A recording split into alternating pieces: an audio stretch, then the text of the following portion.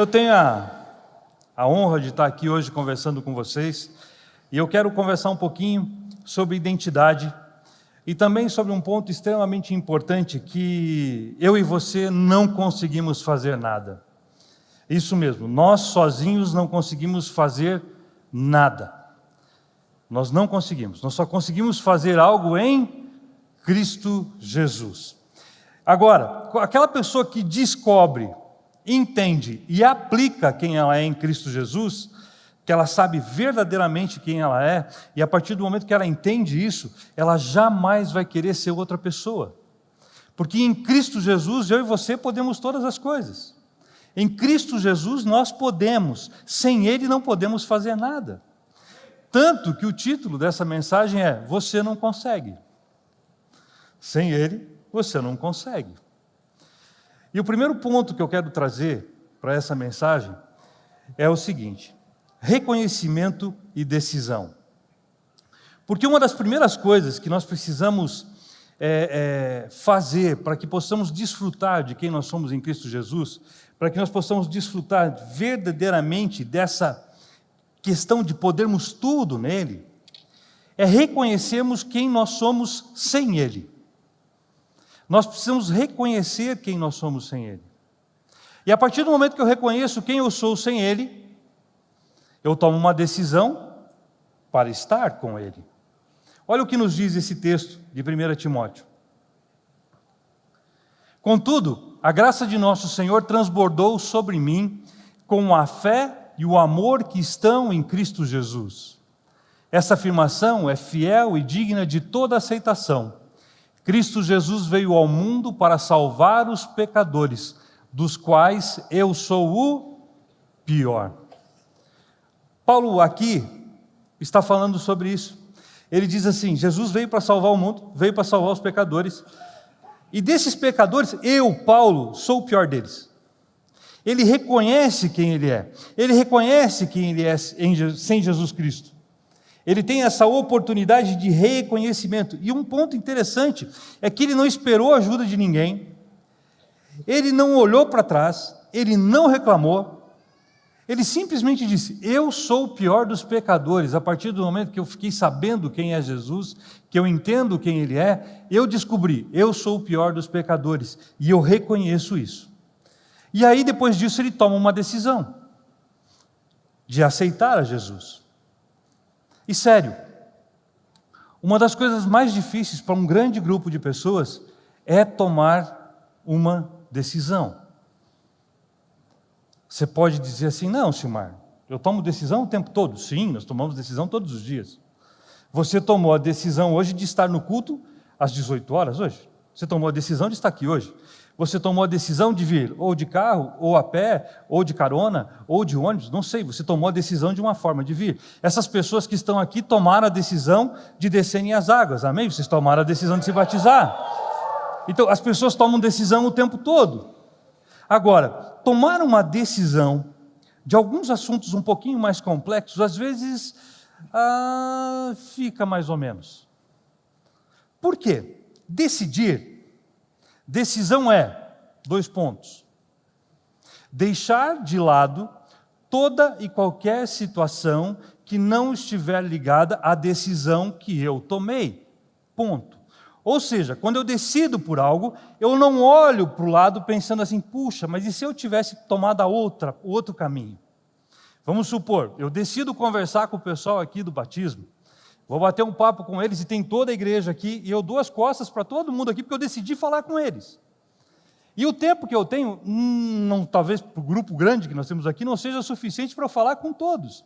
Isso quer dizer que eu vou conversar com eles aqui e com vocês eu não vou conversar. Eu não vou conversar com o pessoal que está do outro lado, não vou conversar com o Rômulo, com a Rose, com o Celso, com a Denise, com o pessoal que está ali, não. Eu dei as costas para eles. Então, se eu ficar aqui e pensando, puxa, mas e se eu tivesse ido para cá e trocado uma ideia com eles, como seria? Eu não estou lá e não estou aqui. Ou seja, eu decidi, sim ou não? Não, porque eu fiquei em dúvida, eu fico lá, mas aqui não, eu vou focar aqui. Eu tenho certeza que isso nunca aconteceu com você, isso acontece comigo, isso aconteceu comigo. Mas você foi, por exemplo, comprar um celular. E aí você foi lá, olhou o celular, comprou, tal, tipo esse aqui, foi e decidiu, comprou, ótimo. Aí você saiu daquela loja, deu 10 passos, tem uma outra loja que vende o mesmo celular. Aí você dá aquela olhada assim, puxa, mas será que aqui é mais barato? Será que eu fiz um bom negócio? Será que não sei o quê? E aí você vai lá e entra para olhar, você nunca fez isso, né? Só eu fiz. Não é só com o celular, com qualquer outra coisa. Você nunca fez. Comprou um carro, comprou... Aí, não, você não fez. Agora me explica uma coisa. O que me adianta investir esse tempo de ir lá e olhar para uma coisa que já não tem mais nenhum resultado que eu possa ter com aquilo? Eu fiquei numa dúvida. E aí eu vou lá e vou dar uma olhadinha para dar aquela confirmada. Quando eu tomo uma decisão séria, eu digo, eu vou e vou arcar com todas as consequências dessa decisão tomada. Eu não fico com pé lá, pé cá. Quando eu fico nessa condição, efetivamente eu decidi não decidir,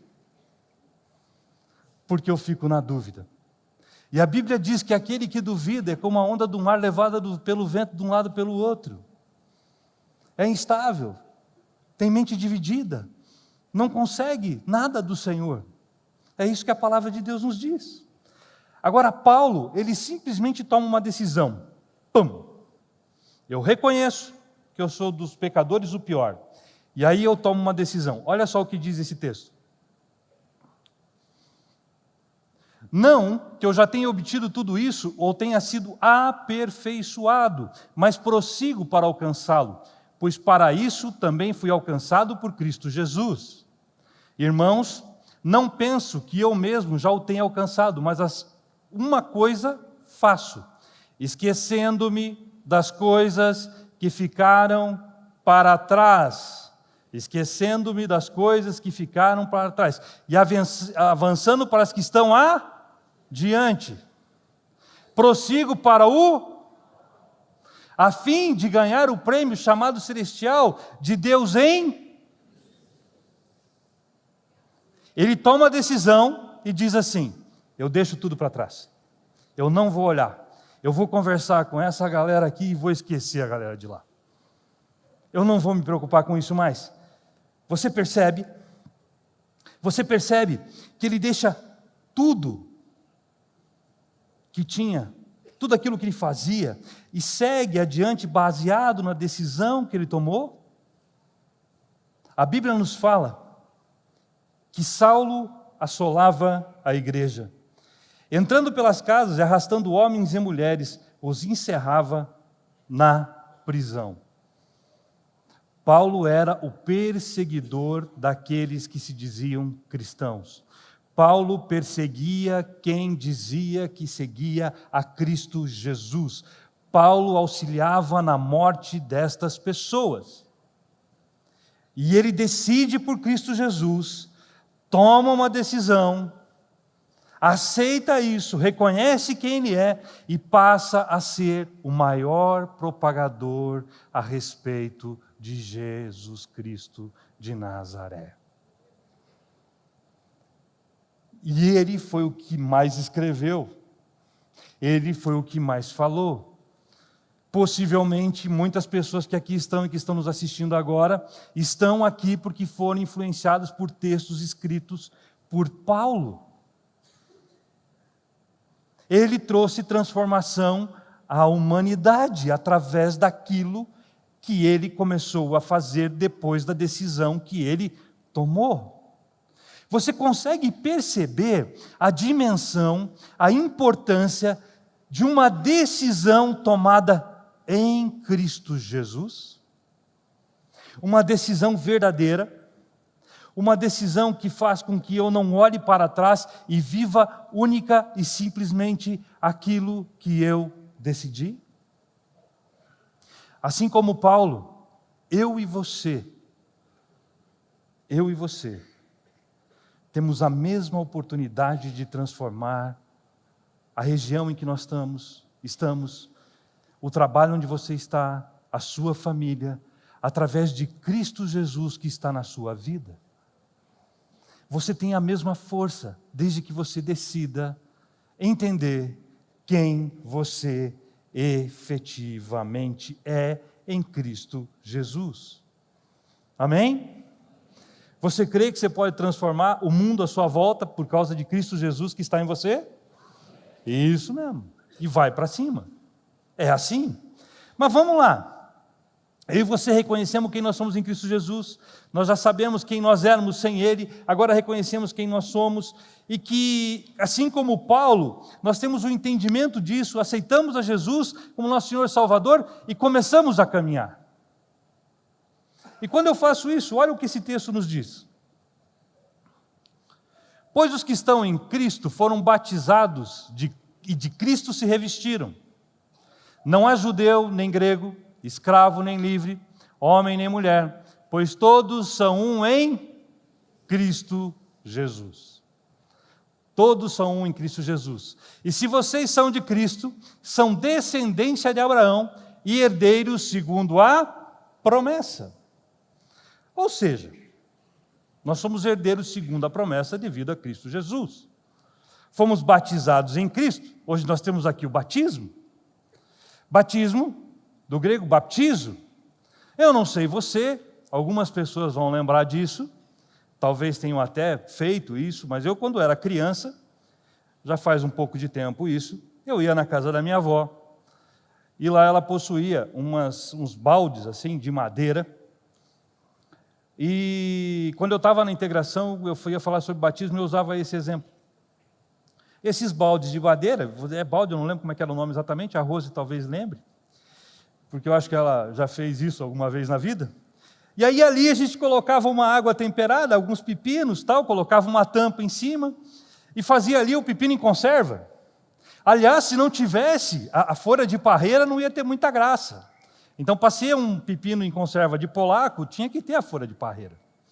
Né? Então, a gente tinha ali a folha de parreira. E aí, depois de um tempo, aquele pepino era o mesmo pepino? Tinha o mesmo sabor? Sim ou não? Quem lembra disso? Aí, ó, eu já estava vendo aqui um pessoal que eu mais ou menos entendo. Né? É isso, chega ali, transformava o sabor daquilo. Havia uma transformação. Não era mais o mesmo gosto, não tinha mais a mesma textura. E, nossa, me lembrei quando eu era criança. Oh, coisa boa. E é a mesma coisa. Quando eu aceito a Jesus, eu sou crucificado com Ele. Morri, beleza, vou nascer de novo. Aí eu já nasço transformado e eu desci as águas, eu sou transformado. Em Cristo nós somos transformados. Em Cristo nós não somos mais a mesma pessoa. E aí, por causa disso, nós somos descendentes de Abraão, conforme a promessa. E o que é descendência? Descendência é uma série de pessoas que derivou do mesmo ancestral ou de um ramo familiar. Ou seja, uma descendência, ele tem uma linha de onde essa família veio. Eu e você, por causa de Cristo Jesus, somos descendentes, somos da mesma linhagem, viemos da mesma linha, viemos da mesma raiz que Abraão. Eu e você temos a mesma promessa em nossas vidas. Nós estamos, muitos aqui já estão não cansados, mas já ouviram muitas vezes sobre isso. Porque a gente nunca vai cansar de ouvir sobre isso. Nós fazemos parte desse lugar. Nós viemos de Cristo Jesus. Somos herdeiros da promessa de Abraão através dele. Nós pertencemos a essa família. Essa é a nossa identidade. Esse é o nosso gene. É desse lugar que eu e você viemos. E para isso acontecer, a pessoa precisa aceitar a Cristo Jesus.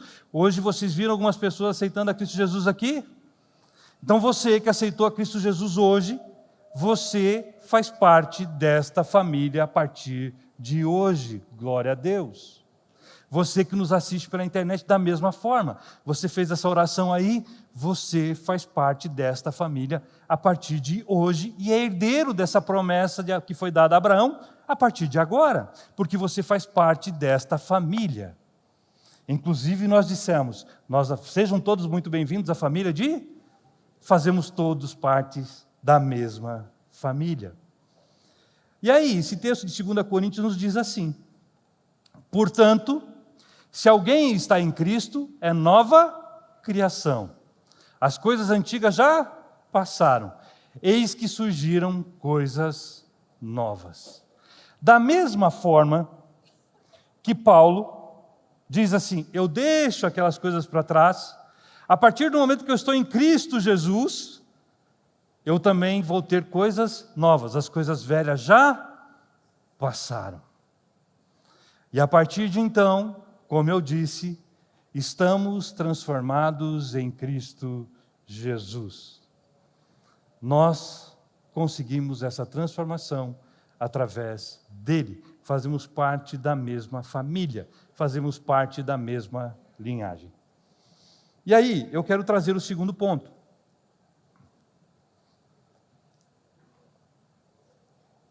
Que são vãs palavras.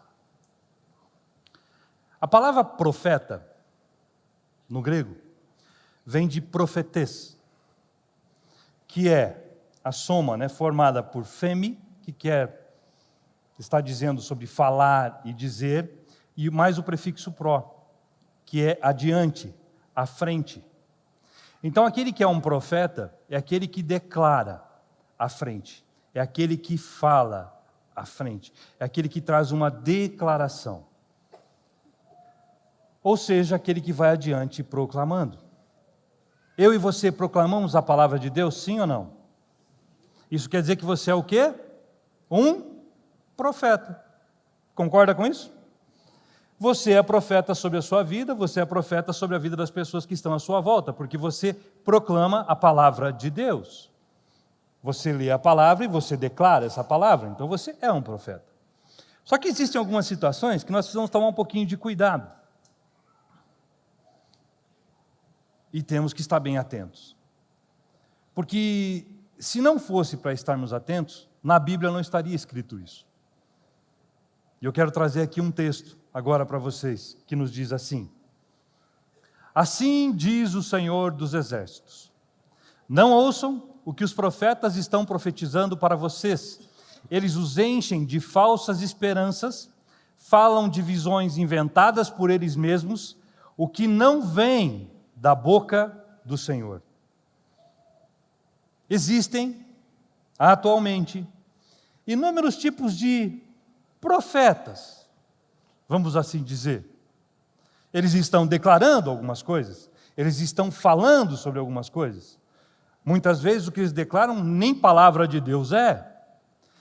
E tem alguns que fazem o quê? Eles dão uma misturada com a Bíblia e aí colocam ocultismo, humanismo, naturalismo e mais alguns ismos aí, e montam uma estrutura, como diria minha avó, aquela mesma que fazia o pepino em conserva, faz uma maçaroca, mistura tudo isso, coloca num cilindro, faz uma massa e entrega algo para você se alimentar. E isso vem e é entregue como uma forma de alimento. E aí, esse tipo de alimento que chega muitas vezes, porque a palavra de Deus é pão, é alimento. Só que muitas vezes vem um tipo de palavra, um alimento, que está um tanto quanto contaminado, e ele chega, essa palavra, um tanto quanto distorcida, e começa a balançar aquela pessoa que havia tomado uma decisão por estar com Cristo. De alguma forma, dá uma mexida. E de novo, se não tivesse o risco disso acontecer, isso não seria citado na Bíblia. Olha o que diz esse texto de Jó. Abres a tua boca com palavras vãs, amontoando frases de ignorante. Se está ali, quer dizer que existem pessoas que lançam um monte de frases, um amontoado de frases, que não dizem nada com coisa nenhuma, e eu tenho certeza que você não tem visto isso por aí, principalmente nas redes sociais, nada com coisa nenhuma, que trazem um certo tipo de confusão e que não vão agregar nenhum tipo de valor. Ou seja, bagunça o coreto inteiro. E aí, as coisas começam a ficar um tanto quanto complicadas, vamos assim dizer. Tanto que tem esse outro texto de Colossenses. Tenham cuidado para que ninguém os escravize a filosofias vãs e enganosas, que se fundamentam nas tradições humanas e nos princípios elementares desse mundo, e não em... Existem sim pessoas que lançam todos os dias novos métodos, novas ferramentas, novas palavras, novos cursos, novas linhas, novos pensamentos, uma nova corrente sobre o Evangelho. As pessoas acabam mostrando altos resultados com as coisas que elas fazem. Lá vou eu sentar aqui de novo. O pessoal diz que eu sou o pastor que gosta de sentar aqui, e é verdade. Só que vamos fazer de conta que eu estou sentado numa Ferrari aqui. Não estou numa Ferrari, mas eu estou proclamando uma Ferrari. Eu estou sentado aqui numa Ferrari. E aí, eu começo a dizer para todo mundo que eu tenho resultado com aquilo que eu estou fazendo. Eu tenho resultado. Aquilo que eu faço é a verdade para você, e você terá resultado se você fizer aquilo que eu estou dizendo, porque afinal de contas eu estou sentado numa Ferrari, que é alugada, mas ok. Só que você não sabe disso, porque o que vale é a foto que está lá na internet. E aí você diz, nossa, o cara tem sucesso. Não há de ver que ele comprou a Ferrari que ele falou que ia comprar. Comprou nada. É emprestado. Mas ele diz que tem. E não há de ver que as pessoas acreditam. E aí começa, puxa, mas eu estou aqui, né? Não estou lá com o meu Fusquinha 66 ainda, vermelho. Pisca esquerdo não está funcionando. Eu acho demais o Fusquinha 66, diga-se de passagem. Mas estou lá, não estou com uma Ferrari vermelha. E aí isso faz com que a pessoa meio que dê uma balançada. Esses dias eu ouvi uma pessoa dizendo o seguinte, quando Satanás, o diabo, ele se apresenta, a figura é essa, não tem nada a ver. Mas ele aparece lá, vermelhão, tá, não sei o quê, aquele tá, e é o diabo, você corre dele, você sai correndo. Você diz, não, esse aí é o diabo. Eu não posso chegar perto dele. Mas agora, quando ele chega legalzinho, falando num negócio diferente, aí vem aquela palavra que parece bíblica, com uma pequena distorção, entrando os pensamentos, os fundamentos elementares desse mundo no meio. E aí o cara fala assim, sabe que eu acho que é uma nova versão do Evangelho mesmo? Puxa, eu não tinha pensado por essa ótica. É um pensamento interessante. Olha que inteligente isso. Olha que boa colocação. E aí, a coisa mistura. E aí realmente eu me perco, e pior, achando que eu estou fazendo aquilo que é verdadeiramente a palavra. E eu não sei se você sabe, mas quando isso acontece, a Arapuca está armada e a gente está prestes a ser escravizado, com aquelas vãs filosofias que o texto nos alerta. E inclusive, por causa disso, nós podemos anular a palavra de Deus sobre nossas vidas. Olha o que diz esse texto. Assim, vocês anulam a palavra de Deus por meio da tradição que vocês mesmos transmitiram e fazem muitas coisas como essa. Esse texto é Jesus falando para os judeus, ele está falando sobre honrar pai e mãe, sobre a lei ali que diz sobre honrar pai e mãe. E aí a galera arruma um jeito de dizer assim, bom, honrar pai e mãe, vamos supor que os pais estão precisando de alguma coisa, estão precisando de um auxílio financeiro, e aí, puxa, honrar pai e mãe, eu teria que dispor do meu recurso financeiro. Mas se eu disser, se o judeu disser, que esse recurso vai ser como Corban, e Corban é uma oferta entregada a Deus no templo, eu fazendo isso, eu estou desobrigado a fazer isso pelos meus pais. Então muitos diziam assim, não, esse dinheiro aqui é para eu dar uma oferta para Deus, e aí eu não ajudo aqui. E aí eu estou livre de fazer aquilo que eu teria que fazer. Só que veja uma coisa interessante. Se eu tenho a palavra dentro de mim, aí eu começo a colocar algumas coisas que vão incrementando a palavra, que não são a palavra, vai funcionar ou vai anular aquilo que a palavra diz a meu respeito? Vai anular. Por quê? Porque não tem como fazer enxerto. Há um tempo atrás eu falei sobre a semente de mostarda. Aquele que tiver a fé do tamanho de um grão de mostarda, diga ao monte que está aqui para ir até lá e ele irá. Não está falando sobre o tamanho do grão, está falando sobre a questão da pureza do grão de mostarda, porque o grão de mostarda, a semente de mostarda não aceita enxerto. Então ele tem que ser puro, não pode ter nada colocado ali, senão ele não vai desenvolver. Então eu tenho que estar puramente ligado àquilo que é a palavra, acreditar puramente nisso, e isso vai acontecer. Se eu misturo, não funciona. Qualquer mistura que eu coloque, não funciona. Aí tem esse outro texto, que você já deve ter ouvido, lido, pregado sobre ele. E ninguém põe vinho novo em vasilha de couro velha. Se o fizer, o vinho rebentará a vasilha, e tanto o vinho quanto a vasilha se estragarão. Ao contrário, põe-se vinho novo em vasilha de couro nova. Talvez muitos de vocês saibam o que esse texto quer dizer e o porquê que ele está fazendo essa analogia, talvez alguns de vocês não saibam, mas a questão é assim: o odre, ou a vasilha de couro, quando o couro é novo, ele suporta, ele tem elasticidade, então ele consegue ter movimentação. Uma vasilha, um odre velho, não tem isso, o couro não tem mais essa elasticidade e não consegue esticar. Quando você coloca o vinho, ele tem a tendência de fermentar. Então, se eu coloco esse vinho novo dentro de um odre velho, ele vai fermentar, vai gerar uma pressão, esse odre, essa vasilha não vai suportar, ela vai se romper. Mas se eu pego o vinho novo numa vasilha nova, ok. Se eu coloco novo na velha, não vai dar certo.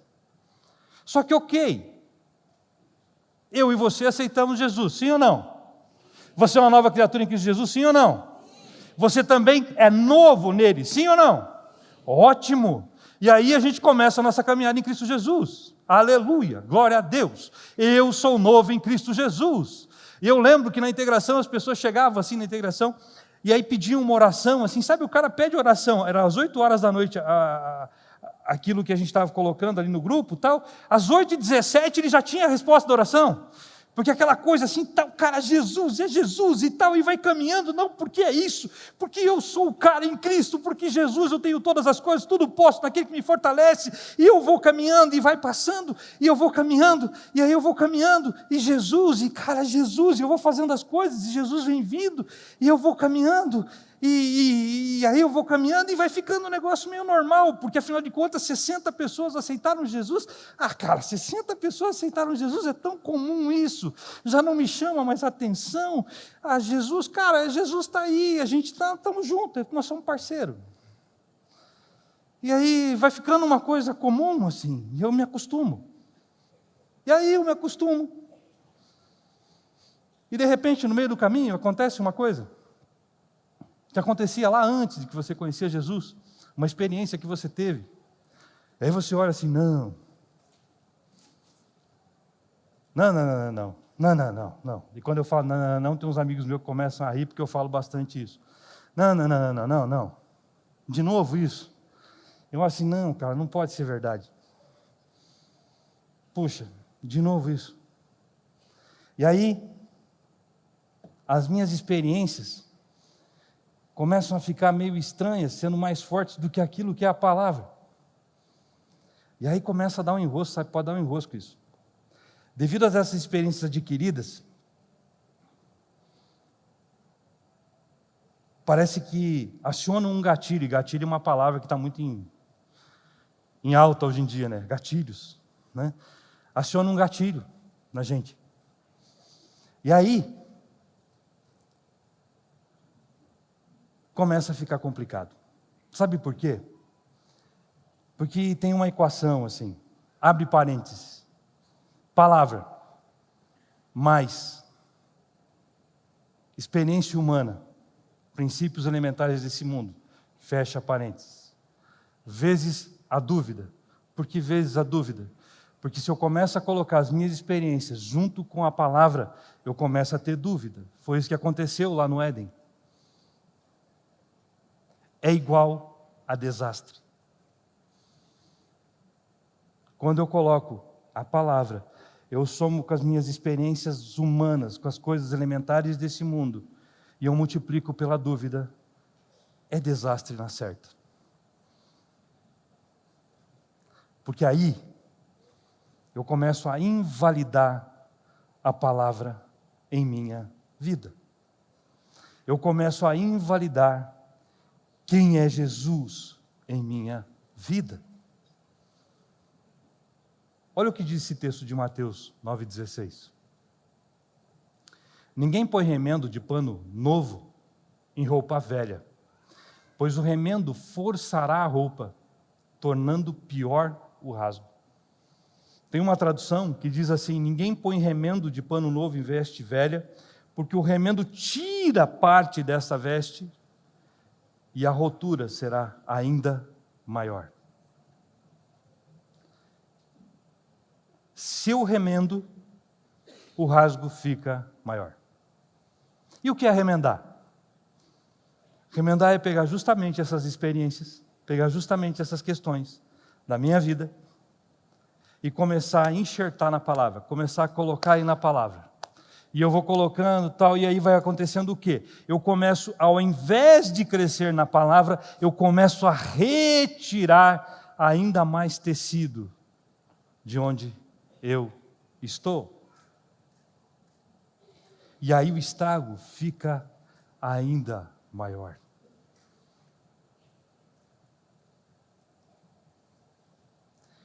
Eu e você precisamos lembrar de uma coisa muito, muito séria. A nossa personalidade é composta por aquilo que nós pensamos, sentimos e agimos. E essa questão de remendar na palavra, de colocar as experiências para dentro e começar a trazer dúvida naquilo que é a palavra mesmo em nossas vidas. Eu de manhã falei isso, eu vou falar de novo. Sendo muito sincero com vocês, muito sincero mesmo. Eu sou um camarada especialista em fazer isso. Fiz muito. De olhar para a palavra e começar a olhar para as experiências e colocar essas experiências aqui dentro e perder a eficácia daquilo que é a palavra. Então eu sei muito bem o que é ter dúvida e colocar dúvida sobre o que é a palavra.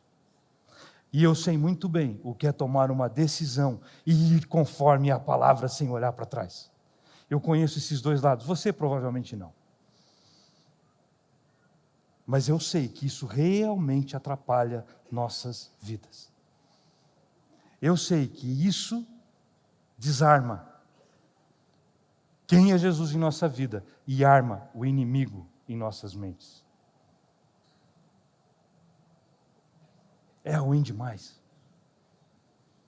E aí você começa a pensar, puxa, mas a palavra ela é tão boa e ela deveria ser assim, e eu estou aqui levantando a mão, Jesus, tal Jesus, que legal, eu estou cantando, estou adorando, estou louvando, estou fazendo, e tal, e isso e aquilo.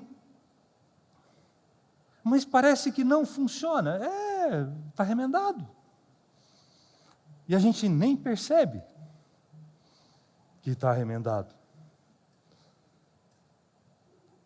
Portanto, se eu e você mantivermos os nossos pensamentos, os nossos sentimentos e as nossas ações nesse, ora eu estou aqui, ora eu estou lá, ora eu estou aqui, ora eu estou lá, esse remendo vai fazer com que eu e você fiquemos escravizados ainda. E não aplicando, foi para a liberdade que Cristo me libertou. Não, eu estou escravizado. Mas se eu verdadeiramente entendo isso, eu saio desse ciclo de escravidão. Porque toda vez que eu coloco o remendo, volta aquela equação. Palavra, mais práticas dos princípios elementares desse mundo, ou práticas humanas, vezes a dúvida, igual a desastre. Eu preciso agir, sentir e pensar como Ele. Ele quem? Cristo Jesus. Tá, Silmar, mas como é que a gente faz isso? Como é que a gente faz isso? Olha o que disse o versículo de João 15, 5. Eu sou a videira. Quem está dizendo isso? Jesus. Vocês, eu e você, somos os ramos. Se alguém permanecer em mim e eu nele, ou seja, se nós permanecermos em Cristo e Ele em nós, esse dará muito fruto. Pois, sem mim, vocês não podem fazer coisa alguma.